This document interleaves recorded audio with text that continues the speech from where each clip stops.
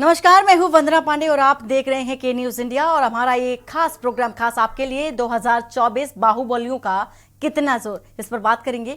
उत्तर प्रदेश की उर्वरा सियासी जमीन ने देश को बताया जा रहा है कि 9 प्रधानमंत्री दिए और यहाँ की मिट्टी ने एक से बढ़कर एक नेता भी गढ़े, जिन्होंने प्रदेश ही नहीं देश की सियासत को भी एक नई दृष्टि दी। पर यह भी सच है कि यह सियासी उर्वरा जमीन बाहुबलियों को भी खूब रास आई। उनकी हनक धमक ने सियासतदानों की आंखों में ऐसी चमक पैदा की कि वो नेतागिरी चमकाने का औजार बन गए, सारे समीकरणों को ध्वस्त करने का हथियार बन गए। पर वक्त का पहिया कुछ ऐसा घुमा कि बाहुबलियों की धमक अब पहले जैसी नहीं रही। पेश है हमारी ये खास पेशकश।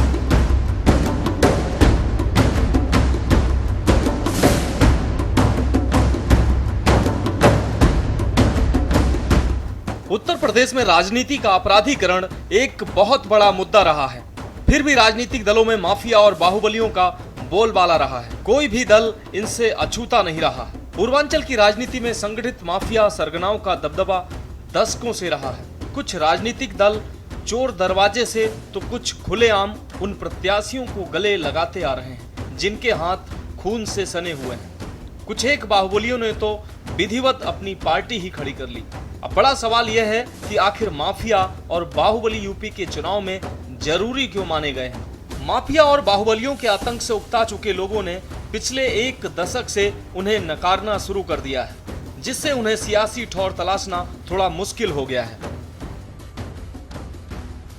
धनंजय सिंह, अतीक अहमद, मित्रसेन यादव, डीपी यादव, अकबर अहमद डंपी, रमाकांत यादव, अरुण शंकर शुक्ला उर्फ अन्ना, जितेंद्र सिंह बबलू, कादिर राणा, कपिल मुनि करवरिया, अजय राय, रिजवान जहीर, विनोद कुमार सिंह पंडित और बाल कुमार पटेल जैसे बाहुबलियों की हार हुई थी। वही साल 2017 के विधानसभा चुनाव और 2019 के लोकसभा चुनाव में भी वोटरों ने माफिया बाहुबलियों को नकार दिया था। साल 2017 के विधानसभा चुनाव में बाहुबलियों को लेकर खूब खींचतान हुई थी। तत्कालीन मुख्यमंत्री अखिलेश यादव ने जेल में बंद मुख्तार अंसारी और उनके परिवार को समाजवादी पार्टी में शामिल नहीं होने दिया था। इसे लेकर अखिलेश और उनके चाचा शिवपाल यादव के बीच तलवारें भी खिंच गई थी। क्लीन इमेज को लेकर अखिलेश ने इलाहाबाद के बाहुबली अतीक अहमद, भदोई के विजय मिश्र और एमएलसी चुनावों में क्रॉस वोटिंग करने वाले बुलंदशहर के गुड्डू पंडित व उसके भाई मुकेश शर्मा और अमन मणि का टिकट काट दिया था। इसके बाद ज्यादातर बाहुबलियों ने छोटे दलों के टिकट पर चुनाव लड़ा। कृष्णा पटेल ने अपना दल कामेरा से चुनाव लड़ने वाली माफिया मुन्ना बजरंगी की पत्नी सीमा सिंह मणियाहू सीट से चौथे स्थान पर रही। यही है कि 60-70 के दशक से लेकर और पिछले दशक के पहले तक, यानी मैं समझता हूँ 2010, 2012, 14 तक उत्तर प्रदेश के सभी हिस्सों में, चाहे वो पूर्वी उत्तर प्रदेश हो चाहे वो पश्चिमी उत्तर प्रदेश हो, वहाँ पे कुछ ऐसे लोग हमेशा उभर के मजबूत होते रहे हैं जिनकी शुरुआत तो एक क्राइम में कैरियर बनाने से हुई थी, लेकिन धीरे धीरे अपने प्रभाव को और बढ़ाते हुए उन्होंने अपना राजनीतिक महत्व भी बढ़ाया, अपने समर्थकों की संख्या बढ़ाई और वो राजनीतिक दलों के प्रदर्शन को प्रभावित करने में सफल होते चले गए। और ऐसे में या तो उन्होंने पहले अपनी पारी खुद खेली या फिर वो किसी बड़े दल को सहयोग करते करते उस दल के एक बड़े नेता भी बन गए और उनके लिए एक ऐसे मजबूत स्तंभ के तौर पर बन गए कि कई पार्टियां तो ऐसे बाहुबलियों के बिना चुनाव जीतने की सोच भी नहीं सकती थी।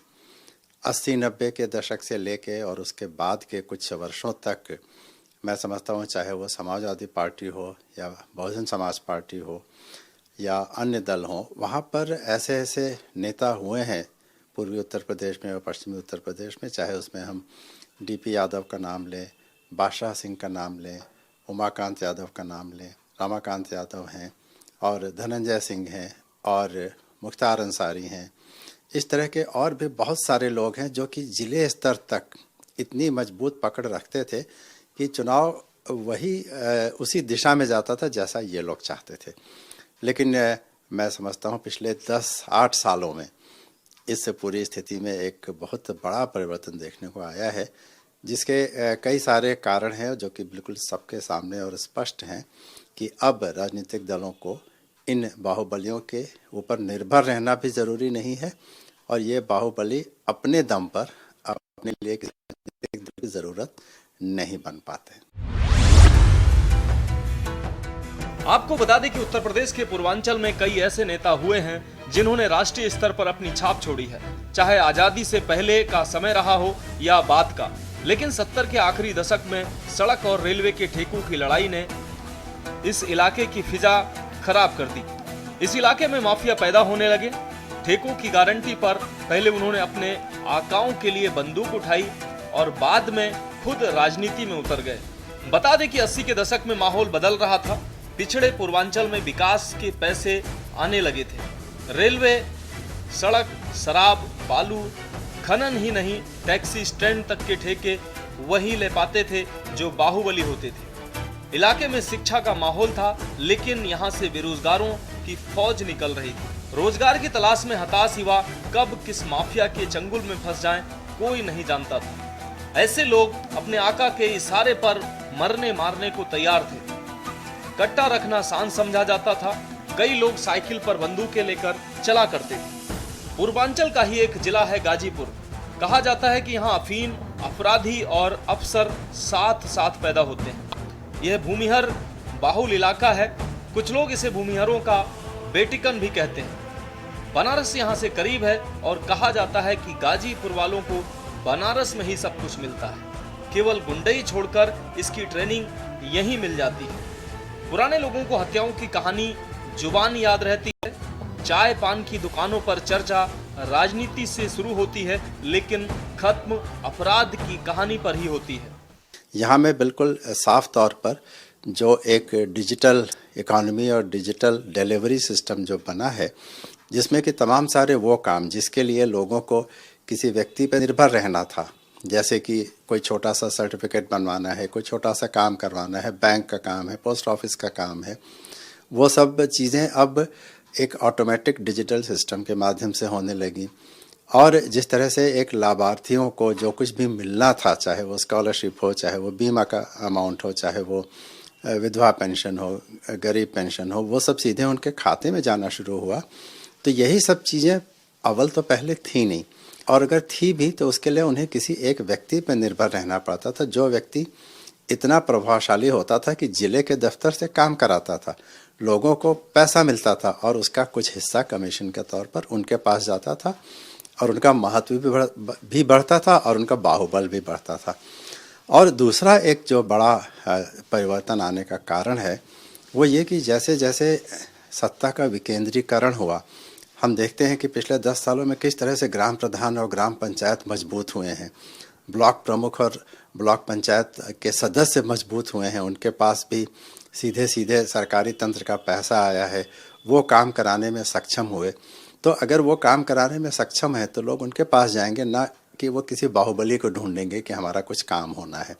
तो सरकारी काम में सहूलियत देने का जो एक बड़ा कारण होता था बाहुबलियों के प्रभाव का और चुनाव को प्रभावित करने का, वो कारण अब उतना रेलेवेंट।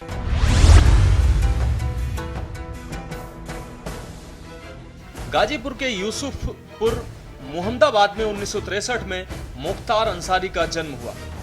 उनके दादा आज़ादी के आंदोलन में भाग ले चुके थे और परिवार इलाके के इज्जतदारों में गिना जाता था। लोग अपनी समस्याएं लेकर फाटक तक पहुंचते थे। मोहम्मदाबाद स्थित मुख्तार का घर आज भी बड़े फाटक के नाम से जाना जाता है। कुछ लोग इसको बड़का फाटक भी बोलते हैं।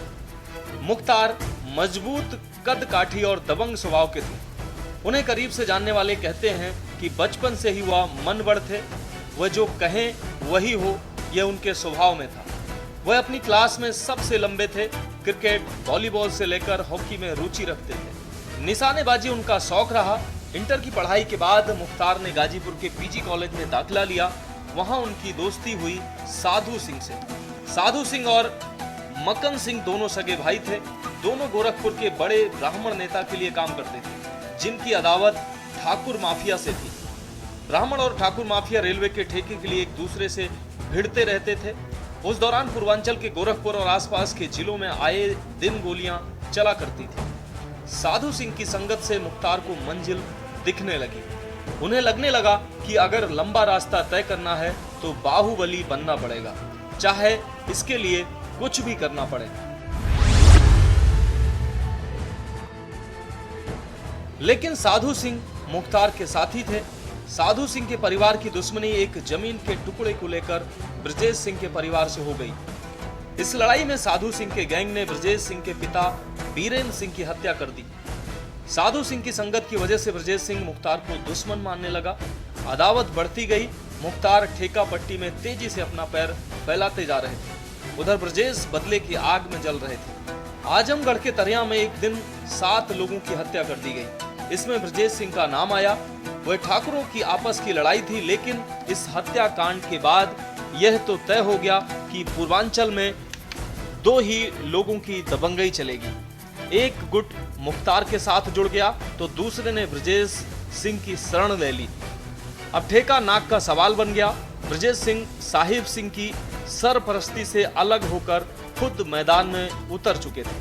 पुलिस उन्हें खोज रही थी, लेकिन उसके पास कोई फोटो नहीं थी जिसे ब्रजेश की पहचान हो सके। कहा जाता है कि बनारस से इलाहाबाद की तरफ ब्रजेश भारी पड़ते और बनारस से गाजीपुर मऊ की तरफ मुख्तार। ऐसे में गैंगवार लाजमी था और इसमें कई लोगों की जानें भी गईं। साधु सिंह को पुलिस कस्टडी में मार दिया गया। हत्यारे पुलिस की वर्दी में आए थे। आरोप ब्रजेश सिंह पर लगा। साधु अपनी पत्नी और नवजात बच्चे को देखने हॉस्पिटल आए थे। पुलिस कस्टडी में ही उन्हें मार दिया गया। हत्यारे पुलिस की वर्दी में थे। आरोप ब्रजेश सिंह पर लगा। उसी दिन साधु सिंह के गांव मुदियार में हमला हुआ और उनके भाई और मां समेत 8 लोगों की निर्मम हत्या कर दी गई। इस हमले में कुल 21 लोग घायल हुए थे। दौर था कि जब राजनेता जो हैं वो चुनाव जीतने के लिए, अपनी पार्टी को जिताने के लिए अपराधियों माफियाओं का सहारा लिया करते थे। लेकिन धीरे धीरे जब माफियाओं को और इन अपराधियों को लगा कि ये हमारी वजह से चुनाव जीतते हैं तो क्यों ना हम भी राजनीति में आ जाएं, और वहाँ से राजनीति में अपराधी प्रवृत्ति के लोगों का आने की एक शुरुआत हुई। जहाँ तक मैं समझता हूँ कि शायद सबसे पहले, बहुत पहले तो नहीं जाता, लेकिन एक 70 के दशक में अगर आप आ जाएं तो ओम प्रकाश गुप्ता जो सीतापुर के थे, वो भी एक बड़े बदमाशों में या बड़े अपराधियों में उनकी गिनती हुआ करती थी। उनको कांग्रेस के रिजीम में टिकट दिया गया और वो विधायक बने। उसके बाद फिर कई दौर चले। हरिशंकर तिवारी जी आ गए, मुख्तार अंसारी आ गए, अतीक अहमद आ गए, धनंजय सिंह आ गए, अभय सिंह आ गए। ऐसे बहुत से फिर अपराधियों का एक दौर सिलसिला शुरू हो गया और राजनीतिक दल भी उन्हें प्रश्रय देने लगे और उनको टिकट देने लगे कि पार्टी को उससे आसपास के जिलों में और उसमें सीट बढ़ने लगी। श्री प्रकाश शुक्ला से सामना। बात 1995-96 की है। श्री प्रकाश शुक्ला अपराध की सीढ़ियां तेजी से चढ़ रहा था। बहन से छेड़खानी करने वाले की हत्या कर वह बैंकॉक भागा, फिर लौटा तो गैंगस्टर बनकर। उसकी उम्र कोई 22 से 24 साल रही होगी। उसे बिहार के माफिया सूरज भान की सरपरस्ती मिल गई। इसके बाद वह ठेके पट्टे, रंगदारी, फिरौती, हत्या की सुपारी जैसे कामों में लग गया। वह मान बैठा था कि अगर तेजी से नाम कमाना है तो बड़े बरगदों को गिराना होगा। उसने हरिशंकर तिवारी को धमकी दे दी, जो बड़े नाम के साथ विधायक भी थे। कहा जाता है कि तिवारी श्री प्रकाश शुक्ला के मामा को साथ लेकर घूमने लगे ताकि वह गोली न चला सके। तिवारी की पुरानी अदावत बीरेंद्र प्रताप शाही से थी। दोनों के बीच खूनी गैंग में पूर्वांचल कई बार थर्राया, कई लाशें भी गिरी, लेकिन 90 के आखिरी दशक में दोनों को स्थायित्व मिल गया था। राजनीति में सक्रिय होने के बाद अब उस तरह की अंधेर गर्दी हो भी नहीं सकती थी। हरिशंकर तिवारी तो बच गए, लेकिन बीरेंद्र शाही को श्री प्रकाश शुक्ला ने लखनऊ में दिन दहाड़े गोलियों से भून दिया। अपराध और माफिया के खिलाफ यूपी में जारी टॉलरेंस की नीति के बाद ये सवाल उठ रहे हैं कि इस बार के लोकसभा चुनाव में बाहुबल कितना प्रबल रहेगा। साल 2012 से 2022 के दौरान हुए चुनावों को देखें तो यूपी में बाहुबलियों की तिलिस्म टूटता नजर आ रहा है। चुनाव दर चुनाव बाहुबलियों को नकारने का सिलसिला बढ़ता जा रहा है। माननीयों से जुड़े मुकदमों में तेज हुई पैरवी ने भी बाहुबलियों की कमर तोड़ने में अहम भूमिका निभाई है। इसका ताजा उदाहरण है एनडीए के घटक दल जेडीयू से टिकट की आस लगाने वाले बाहुबली धनंजय सिंह का। वह जेडीयू के टिकट पर जौनपुर से लड़ने की तैयारी में थे, लेकिन बीजेपी ने महाराष्ट्र के पूर्व गृह राज्य मंत्री और पूर्व कांग्रेसी कृपाशंकर सिंह को टिकट देकर उनकी उम्मीदों को तोड़ दिया। धनंजय ने बीजेपी के टिकट की घोषणा के कुछ देर बाद ही सोशल मीडिया पर जौनपुर से चुनाव लड़ने की पोस्ट डालकर अपने समर्थकों को तैयार रहने का संदेश दे डाला। हालांकि 3 दिन बाद ही अपहरण के एक मामले में धनंजय को सजा हो गई और उनका चुनाव लड़ने का इरादा टूट गया। ये लोग बेताज बादशाह थे उस दौर में। ये कांग्रेस से खड़े हो जाएं तो जीत जाते थे, इंडिपेंडेंट खड़े हो जाएं तो जीत जाते थे, भारतीय क्रांति दल से खड़े होते थे तो जीत जाते थे। इनको हराना बहुत मुश्किल होता था और वो लोग जो थे वो एक उनका ये सिलसिला रहता था कि वो सुबह निकले और बूथ कैप्चरिंग करते हुए चले जाते थे। ट्रकों में विपक्षी दलों को अगर वो निर्दलीय खड़े हैं तो सारे और जितने भी राष्ट्रीय दल हों, क्षेत्रीय दल हों, उन सबके झोला झंगड़ उठा लेते थे और वहाँ वोट डंप करते हुए चले जाते थे। तो एक दौर ये था। लेकिन डीपी यादव वो भी माफियाओं में रहे और उनका भी वो भी कई बार विधायक और सांसद रहे। लेकिन जहाँ तक मैं समझता हूँ कि अखिलेश यादव ने जब मुलायम सिंह के बाद अखिलेश यादव जी का राजनीति में पदार्पण हुआ तो उन्होंने इसका सबसे पहले विरोध किया। और मुझे याद है अच्छी तरीके से कि डीपी यादव को मुलायम सिंह जी टिकट देना चाहते थे, लेकिन अखिलेश यादव जी ने उसका विरोध किया और कहा कि पार्टी की छवि अपराधियों के रूप में बढ़ती जा रही है।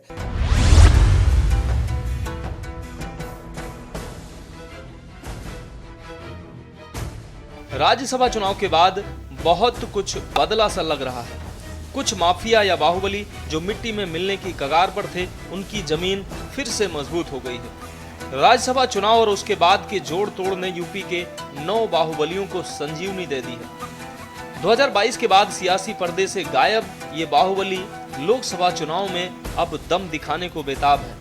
इनमें अधिकांश बाहुबली पूर्वांचल और अवध क्षेत्र के हैं। इन बाहुबलियों का अगर सिक्का चलता है तो यूपी की कम से कम 12 लोकसभा सीटों का समीकरण उलट पलट सकता है। उत्तर प्रदेश में लोकसभा की कुल 80 सीटें हैं।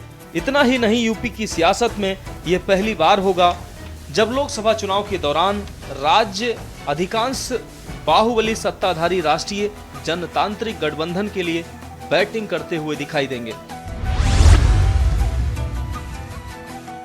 पूर्वांचल की गाजीपुर सीट से समाजवादी पार्टी ने अफजाल अंसारी को उम्मीदवार बनाया है। अफजाल गैंगस्टर एक्ट में दोषी भी पाए जा चुके हैं। हालांकि सुप्रीम कोर्ट से स्टे मिलने की वजह से वे चुनावी मैदान में हैं। बता दें कि अफजाल के भाई मुख्तार अंसारी की गिनती यूपी के बड़े बाहुबलियों में होती रही है। अफजाल के खिलाफ भी कई गंभीर आरोपों में मुकदमा कायम है। 2019 के चुनाव में अफजाल ने केंद्रीय मंत्री मनोज सिन्हा को हराया था। गाजीपुर में अंसारी का पलड़ा भारी माना जा रहा है। इसकी 2 मुख्य वजह हैं। पहला, सपा ने 2022 के विधानसभा चुनाव में यहां एक तरफा जीत हासिल की थी और दूसरा, यहां अल्पसंख्यक और पिछड़े समुदाय का समीकरण सपा के पक्ष में है।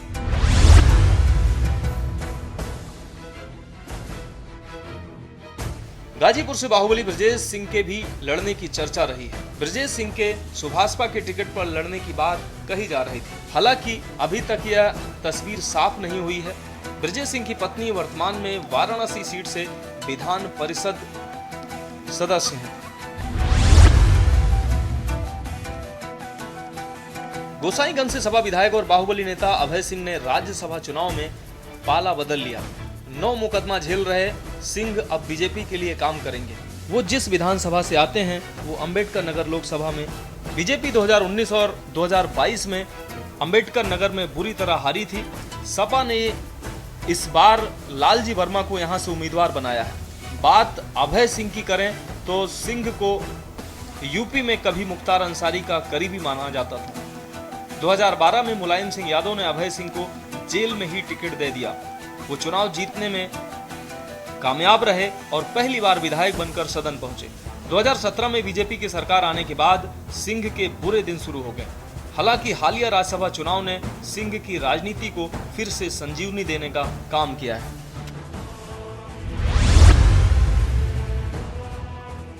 वहीं राज्यसभा चुनाव ने बाहुबली नेता रघुराज प्रताप सिंह उर्फ राजा भैया को भी संजीवनी देने का काम किया है। रघुराज सिंह को संजीवनी मिलने की दो बड़ी वजह मानी गई हैं। पहला, राजा भैया की पार्टी के पास वर्तमान में 2 विधायक हैं और दूसरा, चुनाव से पहले बीजेपी और सपा के प्रदेश अध्यक्ष राजा भैया से उनके निवास पर मिलने में उनका पहुंचना। बता दें कि राजा भैया पर कुंडा थाने में हत्या के प्रयास और CLA एक्ट में मुकदमा दर्ज है। राजा भैया पोटा कानून के तहत जेल की सजा भी काट चुके हैं। राजा भैया के फिर से मजबूती से राजनीति प्रदेश में आने से कौशाम्बी और प्रतापगढ़ लोकसभा का समीकरण बिगड़ सकता है। पिछले चुनाव में राजा भैया की वजह से ही सपा को नुकसान पहुंचा था।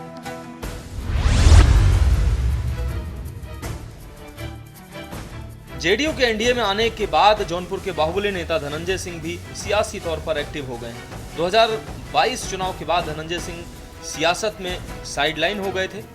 धनंजय सिंह की गिनती पूर्वांचल में बड़े बाहुबली नेता के रूप में होती है। चुनावी हलफनामे के मुताबिक सिंह के खिलाफ 10 FIR रजिस्टर्ड है। ये मुकदमा दिल्ली से लेकर लखनऊ और जौनपुर तक 2022 में सिंह द्वारा फाइल एफिडेविट की माने तो उन पर हत्या के प्रयास, किडनैपिंग जैसे गंभीर आरोपों में केस दर्ज है। बड़े बड़े बाहुबलियों के लिए बीजेपी के अलावा अब छोटे दलों से ही आस बची है, क्योंकि बदले माहौल में बाहुबली छोटे दलों से आस लगाए हैं। मऊ से सांसद अतुल राय टिकट के लिए किसी भी दल का झंडा उठाने को तैयार है, तो सुल्तानपुर के चंद्रभद्र सिंह बसपा पर टकटकी लगाए हुए हैं। पिछले लोकसभा चुनाव में सुल्तानपुर में भाजपा प्रत्याशी मेनका गांधी के खिलाफ बसपा के टिकट पर चुनाव लड़ने वाले चंद्रभद्र सिंह को भी 2 साल की सजा होने से उनको आगे का सियासी सफर उनका खतरे में पड़ चुका है। स्पेशल डेस्क के न्यूज। और 2024 महाबलियों का कितना जोर में हमारे साथ फिलहाल इतना ही। बाकी की खबरों के लिए बने रहिए आप के न्यूज इंडिया के साथ। नमस्कार। आप देख रहे हैं के न्यूज, खबरों का सारथी।